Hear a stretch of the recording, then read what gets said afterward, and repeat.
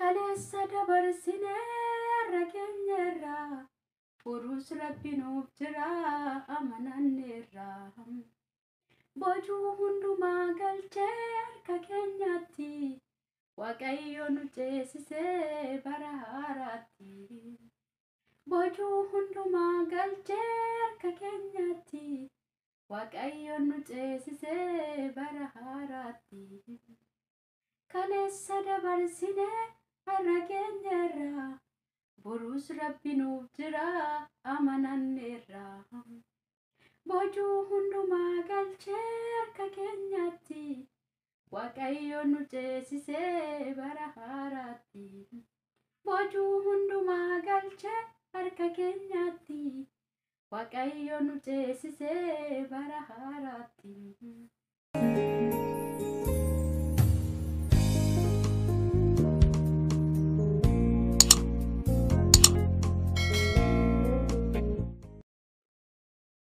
Nagaanii fi haraarri jaalalli waaqayyoo inni darbaa fi dhuma hin qabne haala fi bakka biyya mandaraa mana jiraattan hundumaatti isiniif baay'eetu isiniif haa ta'u kabajamuuf jaalatamuu hordoftoota bizeetuu akkam jirtu nagaa keessanii waaqayyoon nagaa keenya ta'e maqaan isaa eebbifamu baga gargaaramtanii araaraaf jaalala gargaarsa gooftaa keessatti har'a geessan isiniin jechuun jaalladha Waaqayyoon nagaatti nu eegee bararraa baratti dabarsee guyyaaf yeroo kana nuuf laate maqaan isaa haa eebbifamu. Baga gammaddanii baga haraaraaf gargaarsa waaqayyootiin bara 2015 waggoota isaa ji'oota isaa rakkina isaa waan hundumaa isaa mootanii baga nama guyyaa har'aa taatan isiniin jedha. Baay'ee gammadeen jira gargaarsa waaqayyootiin bara haaraa arguutti isinillee akka gammaddan abdii guddaan qaba. Maaf jennaani obboloota koo waggaarraa deebi'anii waggaa haaraa arguu miti bara keessa jirru kana keessatti caalmaadhumatti ba'anii galuun waan salphaa miti ba'anii galuun bara dadhabame keessatti rafa'anii ka'uun bara dadhabame keessatti waaqayyo garuu anaaf isiniif araara baay'isee warra bararraa baratti darbee umurii irratti umurii dabalatee guyyaa irraa ga'u kana isatu nu taasise kanaaf baay'isnee gooftaatti gammanna maqaan isaa eebbifamu baroonni darbanii bara rakkisoo bara haala namatti hin mijanne bara gaddaa bara leeyyootuma ta'ee jiru nuuf garuu waaqayyo gargaarsa godheera egaa akkuma beekamu waggaan tokko guyyaa 365 yookiis 366 qaba kana hundumaa keessatti garuu rakkinni dhuunfaa keenyaa rakkinni biyya keenyaa rakkinni chaalenjiin garagaraa lakkoofsi isaa immoo 365 kana kan caalu tureera jireenya keenya irratti garuu waaqayyo kana hundumaa keessatti harka gargaarsa isaa gaachana nuuf godhee bitaan mirga keenya irkoo nu ta'e mo'icha nuuf laatee warra har'a ga'an nu taasiseera kanaaf baay'ee gammanna bara 2016 argootoo hin taane rakkina waaqayyoodhaan keessa darbine sanatu gargaarsa waaqayyo nuuf godhe sanatu nutti dhaga'amee akka sagalateeffannu godha maqaa waaqayyoo eebbifamu otoo waaqayyo nu gargaaree rakkinni baay'een guyyaa irraa nu hanqiseera ture otoo waaqayyo nu gargaaree gaafa dhukkubsannee sadarkaa du'aa irra geenye sana afneerra turre jiraannee har'a ga'uu keenya kanaaf waaqayyo garuu humna keenya ta'e harka gargaarsa isaa gaachana nu godhe asiin nu ga'e kanaaf baay'ee waaqayyotti gammannaa inni har'aan nu ga'e immoo inni nu gargaare immoo borus nu hin dadhabu abdii amanamaan keenya isadha har'a ga'uu keenya kanaaf qofa gammannatoo hin taane abdiin isarraa qabnu nu gammachiisa abdiin immoo nama yeellaasisu abdii qabdanitti gammada jedhamee waan caafameef abdii gooftaa biraa qabnu sanatti gammanna borus harki gargaarsa waaqayyoo nu faana mo'ichi kanuma keenyadha hin sodaatina barichi isaallee bara sodaachisaa bara naasisaa bara oriisuu yoo ta'e iyyuu waaqayyoon nu faana jiru immoo isa caaludha isa caalutti nu faana jira waan ta'eef inni humna caalu immoo mo'ee argama malee hin mo'amu kanaaf inni mo'icha namaaf laatu waaqayyo nu faana hin sodaatina irraafamina abdiin keenya amanamaadha barri 2016 bara nagaa bara gammachuu bara jaalalaa bara dhiifamaa hunduma keenyaaf haa ta'u barichi bara dhiifamaa bara jaalalaa haa ta'u gaafa jennu baratu nu jaallata baratu dhiifama nuuf fudhatu hin taane nuti walii keenyaaf dhiifama gochuun nuti walii keenya jaallachuun baricha bara jaalalaa baricha bara dhiifamaa gochuu dandeenya yoo nuti akka kanatti hojjenne barichi nurratti hojjetu nuti baricha irratti hojjeta malee dhiifama walii keenyaaf gochuu jaalala walii keenyaaf qabaachuudhaan baricha bara jaalalaaf bara tokkummaa bara haraaraa gochuu dandeenya. Walii keenyaaf yoo nuti dhiisne waaqayyo immoo nuuf dhiisa. Akkuma kaleessa yoo too muduu qabnu too dadhabbii qabnu too cubbuu qabnu araara isaa sanaan danda'asiin nu ga'ee waaqayyo borus nu hin dadhabu. Kanaafi nutis walii keenyaaf garaa dhiifamaa qabaachaa waliif obsaa wal danda'aa baricha irratti akka hojjennu waaqayyo nu haa gargaaru. Isinis bara 2016 kana bituudhaaf irratti hojjechuudhaaf of qopheessaa.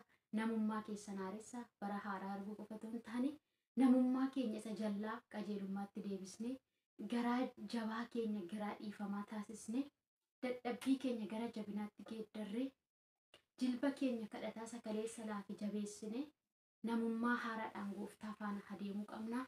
Kanaafis sadarbettis yaada keessan hin dhiina.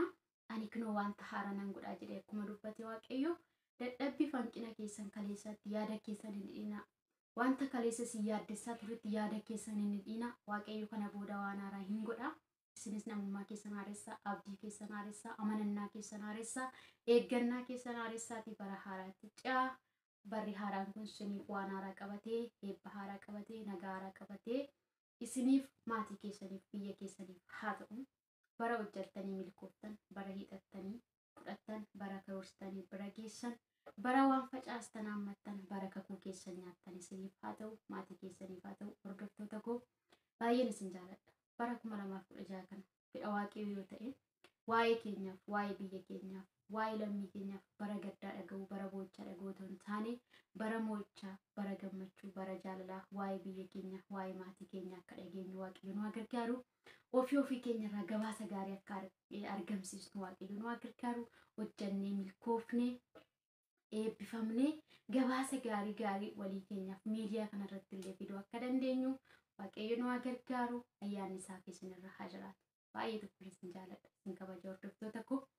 Ayyaanni kun immoo ayyaana gaarii, ayyaana gammachuu isiniif haa ta'u. Obboloonni koo biyya bakkees jirtan adaraa keessan isinitti naga'amina. Bakkuma jirtanitti ayyaanessa. Ayyaanni kan nyaataaf kan dhugaatii otoo hin taane jiraachuu nuti keenyayyuu umurii irratti umurii dabalannee irra ga'uun keenyayyuu waan guddaadha. Kanaaf isinitti naga'amina. Fayyaa qabaannaan nagaan jiraannaan bara dhuftu yoonaa ayyaana kana bara maatii keenya faana dabarsinu, bara hiriyoota keenya faana dabarsinu nuuf haa ta'u. Barri dhufu immoo nuuf milkaa'umsa fidee haa dhufu. Akka ammaa kanatti barri dhufus deebi'ee hin argini. Jijjiirama haaraan, eebba haaraadhaan hunduma keenya arguun isiniin jedha.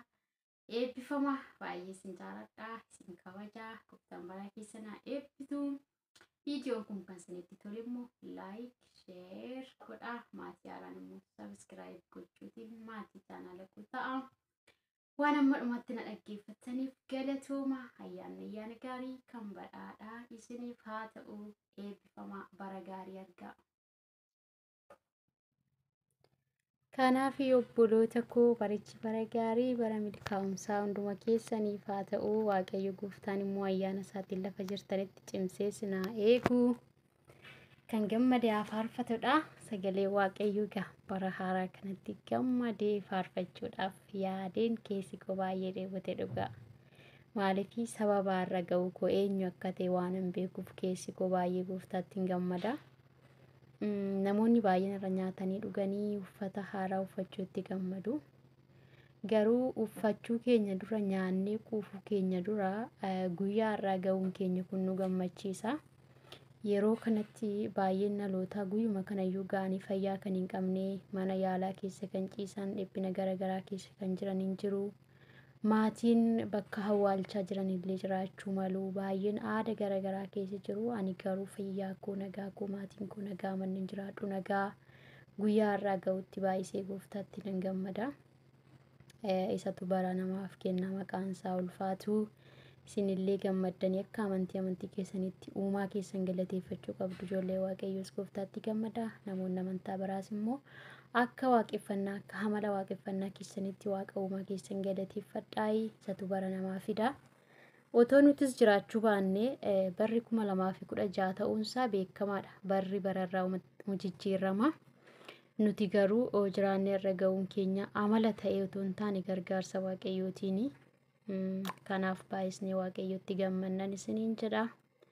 Gammachuun keenya immoo itti fufaa ta'uu barri 2016 nagaa addaa gammachuu addaa boqonnaa addaa fidee akka dhufu amantii nan eeggadha, isinis eeggadha. Lafa barii waan haaraa argaa ba'uudhaa fi galuu keessanitti waan haaraa argaa, wanti facaastan ija isiniif haa godhatu. Milkaa'umsa dhagaa, milkaa'umsa argaa, gurri keessan sagalee misiraachoo haa dhaga'u. Harki keessanis wanta gaarii haa qabatu, akkaawuntiin keessan haa eebbifamu. Gaddi mana keessan hin galiin, salphinni mana keessan hin galiin. Obboloota koo eegumsi waaqayyoo lafa jirtanitti cimsee isin faana haa ta'u. Eebbifamaan isiniin jedha. Kanaan waaqeffannaadhaan dabarsaa kunuu gammadee malee nyaadhee dhugee uffachuudhaan dabarsaa hin jiru. Gooftaa kootti garuu gammaduudhaan baay'isee keessi koo nagaa qaban isiniin jedha. Isinillee eebbifamaa, ayyaanni isaa isin wajjin haa ta'u. Obboloota koo hafuuraa baay'ee isin jaalladha, isin kabaja. Turtii gaarii.